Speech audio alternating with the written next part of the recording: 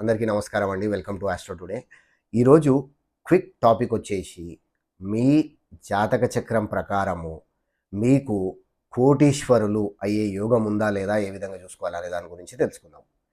అయితే మీ యొక్క జాతక చక్రంలో 1వ ఇంటి అధిపతి, 2వ ఇంటి అధిపతి, 9వ ఇంటి అధిపతి, 11వ ఇంటి అధిపతి 4 గ్రహాలలో ఏ అయినా సరే 3 గ్రహాలు ఉచ్చ స్థానంలో ఉచ్చ స్థితిని పొందితే మీరు మీ జీవితంలో ఖచ్చితంగా కోటీశ్వర్లు అవుతారండి.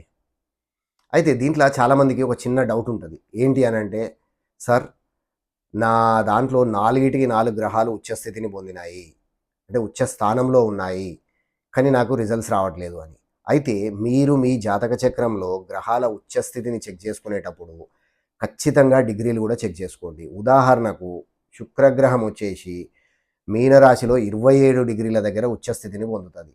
అయితే ఒక 1-2 డిగ్రీస్ ఎక్సెప్షన్ ప్రకారము 26 డిగ్రీలు ఉన్నా కానీ, 28 డిగ్రీలు ఉన్నా కానీ ఉచ్చస్థితి రిజల్ట్స్ అనేది ఇవ్వడం జరుగుతుంది. అంతేగాని ఏ 10 డిగ్రీల దగ్గరలో ఉండి మీనరాశిలో ఉంటే మాత్రము మీకు ఆ ఎక్స్పెక్ట్ చేసిన రిజల్ట్స్ అనేటివి రావు. So thank you so much for watching my video అండి. That's a quick prediction for today. I'll see you tomorrow.